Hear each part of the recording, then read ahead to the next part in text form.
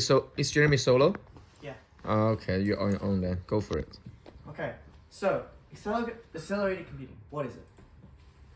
So what are we going to talk about today?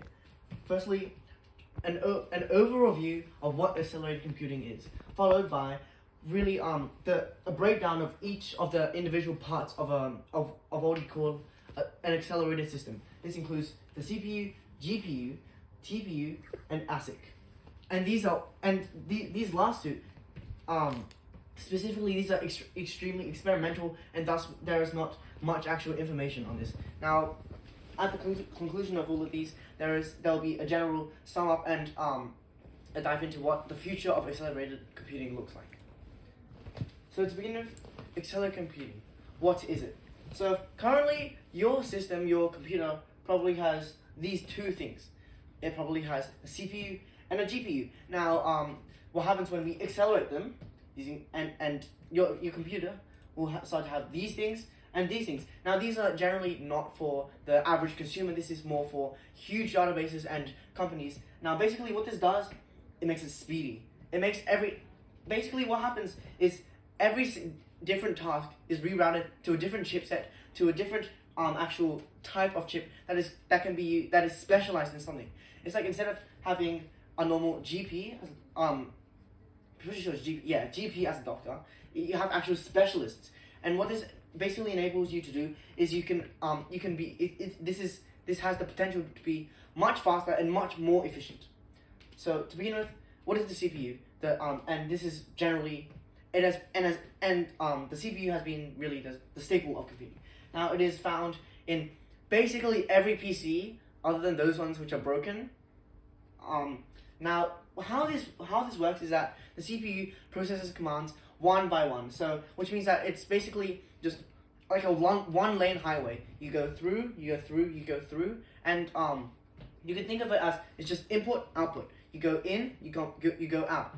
Now, what happens is this process relies on how is heavily dependent on how many transistors there actually are in a CPU. Now, generally, the more transistors there are in the CPU, and the better actual adapted the motherboard is for a CPU. Generally, the faster the CPU is, because it is able to take in much more information at once and dump out much more. And basically, historically, this has really basically been the driving force of your computer. And without it, your computer basically it won't work. It won't be able to actually execute commands. So moving on, we can now see the GPU has entered the game of computing. Now, this is NVIDIA's gamble, meaning because the thing is, 10 to 20 years ago, even though the younger generation might not believe it, people didn't really game, and thus something that was mainly used for accelerating graphics and being fast wasn't really seen as worth it. However, this guy called Jensen Huang came in, founded NVIDIA, and all of a sudden, bam, the GPU was there. Now, this was a huge gamble, as the development of this was extremely expensive, and meaning that if this project did not come to fruition, bye NVIDIA. And basically, how has it actually become such a huge staple in our modern computers? Like, if you look around into like an actual like PC, usually you will see something called a discrete graphics card. Now, why is this so common nowadays? When just 10 to 20 years ago, this was seen to be a huge gamble and a huge risk. Well, basically, these GPUs are used to process graphics. Now, one part of the reason why GPUs are so much more popular is that people are processing graphics much more. There are much more complex systems, and there are for example the internet. It has this has allowed the average person to have access to things that may have a much higher strain on the CPU.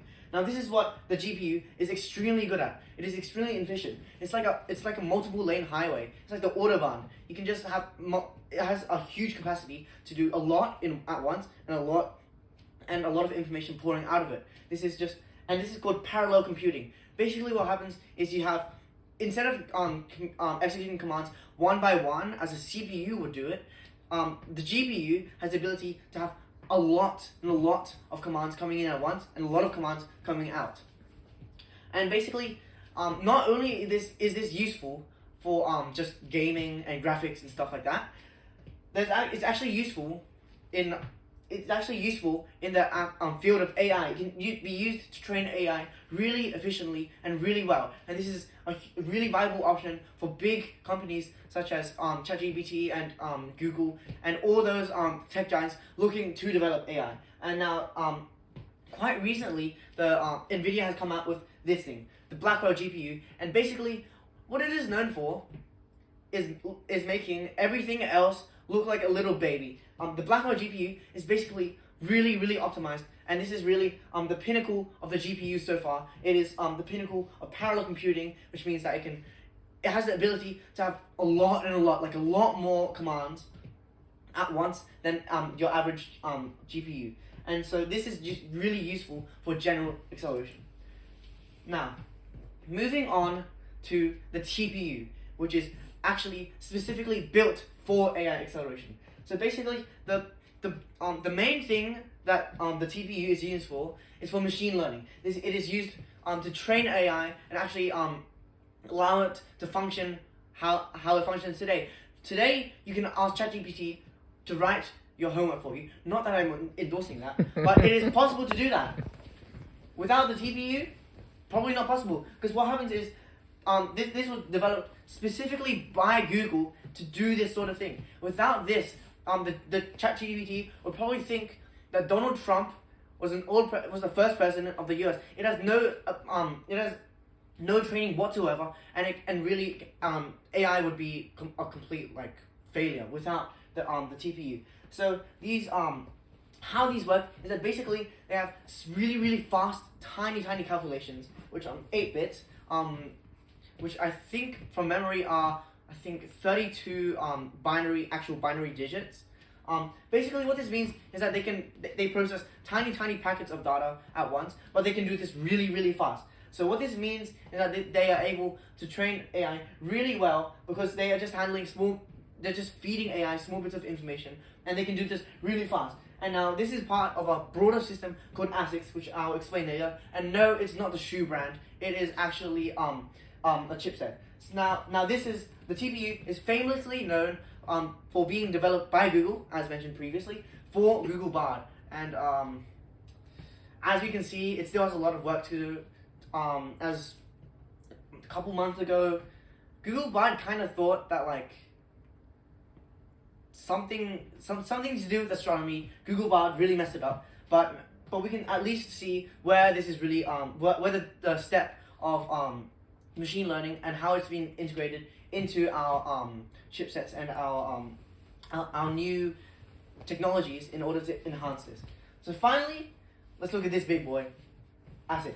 So basically, this should be, if it is developed well, the pinnacle of optimization. So basically, what it is, it's a SoC. Not this one. It's a system on a chip. Basically, what happens is you have it has the ability to have your entire computer on one chip. Why is this good? This is good because this means that each little chip can be made to do different things, and as we can see, it's customly. You can program it to whatever custom needs you want. So for example, if you want the system to be really good at machine learning and nothing else, you can basically make it so that one chip has everything on it, and basically how you build that chip and how you program it, it is centered only around machine learning. Because what we can see from previous technology is that, for example, the TPU, it was mainly used for only machine learning. What happens if you want to do something else? It's not really good at that, right?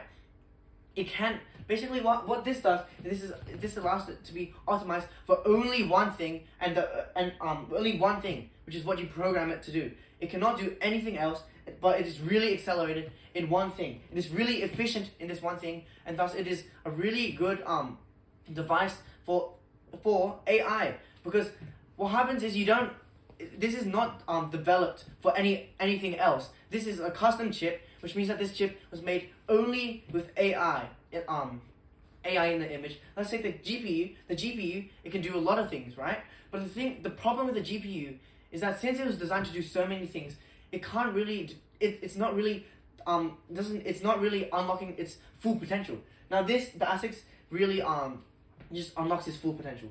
So this can be used in defense systems, all the way to just AI training. Like this is really diverse, as we can see, and it means that there'll be great optimization in computing in the future. So finally, let's conclude. What is accelerated computing, and what's the future of it? So basically, Jensen Huang said in a recent keynote at the IIT Bay Area conference that basically, if something's not accelerated in the future, it's not going to be efficient.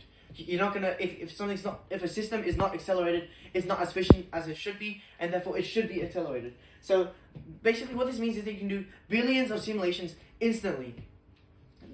Now, obviously, this cannot be done with a CPU because if you try to do billions of simulations instantly with the CPU would do something called die and overheat.